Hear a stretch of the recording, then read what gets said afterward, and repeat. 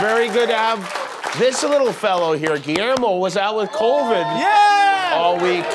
For how many times have you had COVID now, Guillermo? 3 times, you mean. 3 times. And what vaccine did you get? Did you get Moderna or Modella? Both. Did it come in a syringe or a bottle? Both, yeah. We're very lucky. Guillermo's doctor and bartender got together. They put him on a strict regimen of tequila and ivermectin, and he bounced right back. Yes. They call it an Ivorita, right? Exactly, Jimmy, yes. Well, I miss you. Nobody sits on that stool like you. Thanks, Jimmy. I miss you, too. You know, it's Groundhog Day again. It keeps happening. Early this morning, thousands gathered in Gobbler's Knob to see Punxsutawney Phil. Gobbler's Knob is where Phil... It's not to be confused. There's a male strip club named Gobbler's Knob.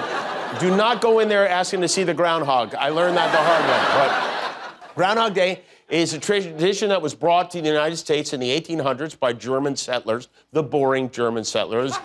The fun ones brought us beer, but it's a big celebration, complete with all sorts of pre-hog entertainment. Wake up, Phil. Wake up, Phil.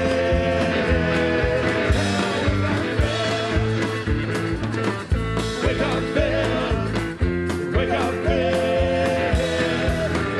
Wake up, Phil. I told my wife I'm going to make that song our morning alarm clock. And I keep in mind, that's happening at 4 o'clock in the morning. These maniacs are singing, "Wake up, Phil, wake up, Phil." And the party was just getting started. Yeah, you can't kill rock and roll. And thank you, juvenile characteristics. All right, let's get nuts. Shut up. Again, 4 o'clock in the morning, you got ZZ Top Hat out there dancing along to One Direction. It's ironic they do this during Black History Month. Probably the whitest thing I've ever seen. And then once Phil is sufficiently terrified, the sun comes up and they roust him out of his hole. Are you guys ready? Groundhog!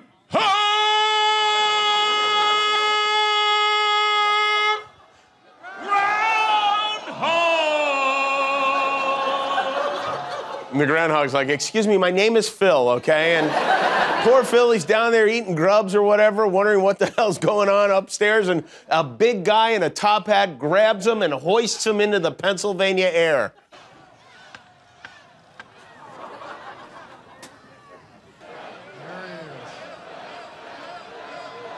Punxsutawney Phil, ladies and gentlemen.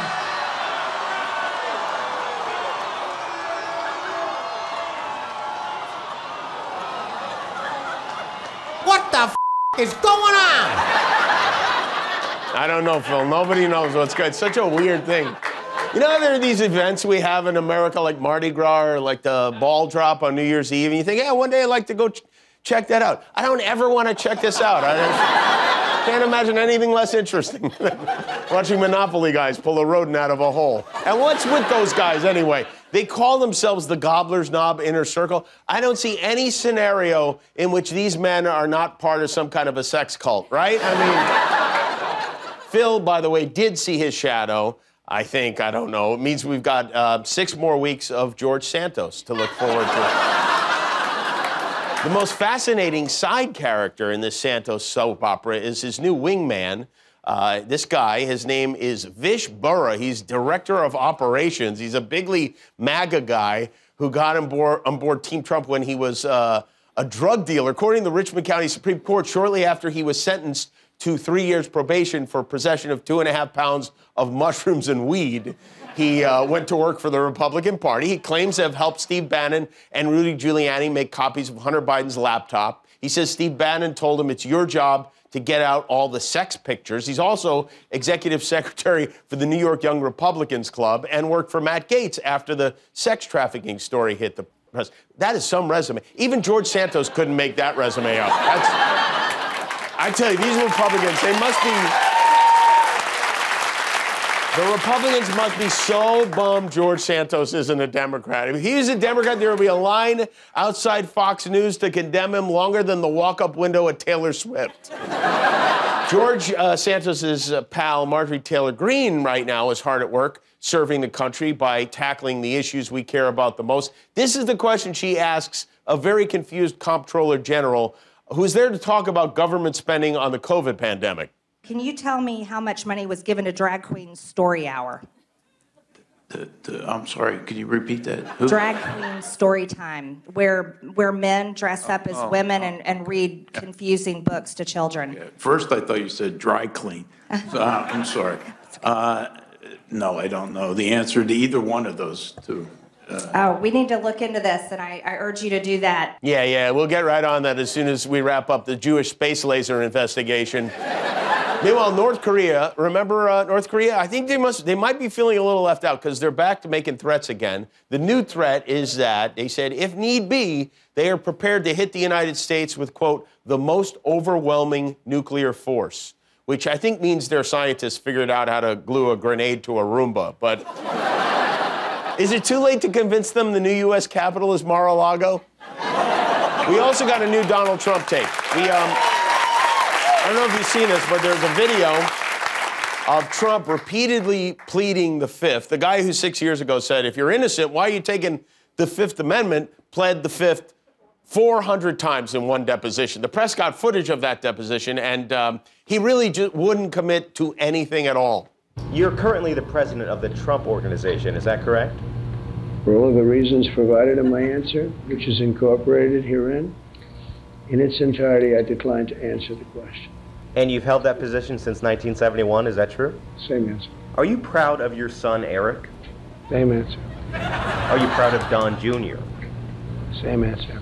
Is your hair real, or is it a tangle of yarn from Hobby Lobby? Same answer.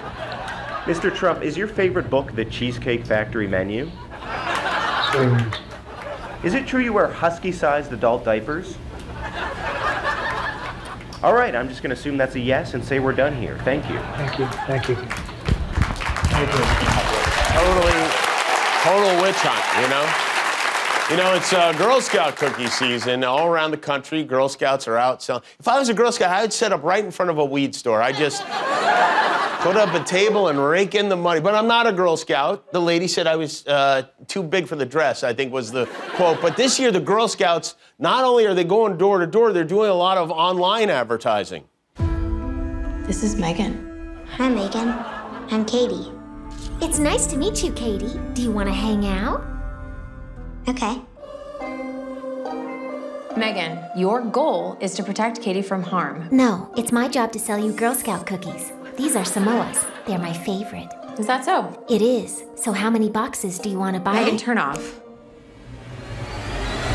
No one interrupts my cookie pitch, you skinny bitch. What the hell is that? Make her say something. Buy 10 boxes of Thin Mints and I'll say whatever you want. Wait, don't you want to try the new raspberry rallies? Megan, did you push Brandon onto the road? He wouldn't buy my do-si-dos, so now he's do-si-dead. What's wrong with you? I have 300 boxes of trefoils to move. That's what's wrong with me.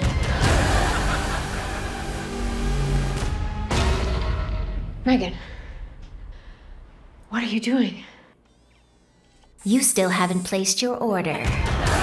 Megan, turn off. You will place an order, or I will blow this mother up! It's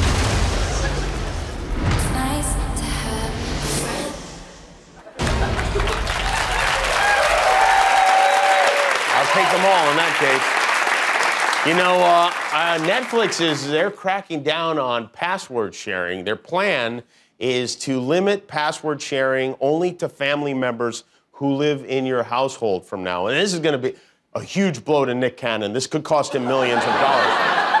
Anyone who doesn't live with you, using your password is going to have to get their own account, or you'll have to pay to add them as an extra member. Some people, you know, may even have to go back to stealing Netflix the old-fashioned way, which is sitting with binoculars in your neighbor's tree.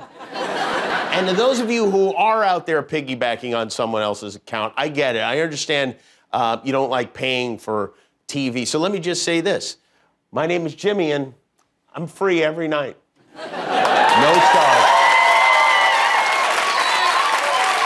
This is good. A woman in Texas, her name is Elaine, has a very unusual situation to deal with. Stranger after stranger, one after another.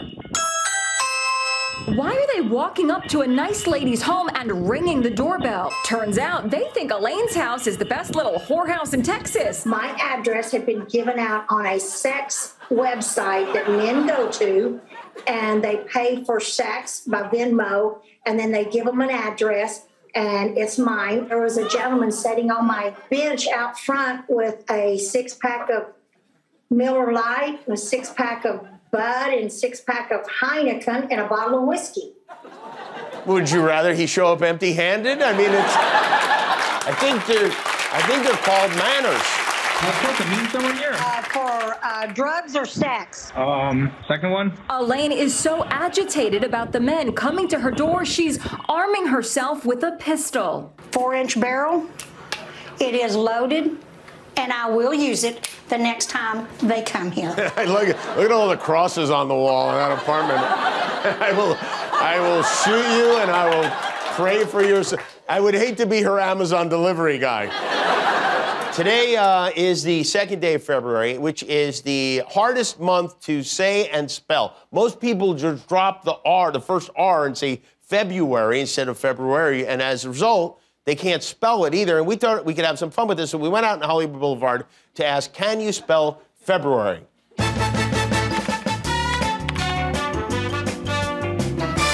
Can you spell February? F-E-B-U-R-A-R-Y. No. No. No. Why not? F-E-B-U-A-R-Y. F-E-B. I got that right? Yes. U-A-R-A-R-Y. U-R-Y? There it is. F-E-B-R-A-U-R-Y. No, get out of here. F-E-B-R-E-R-Y.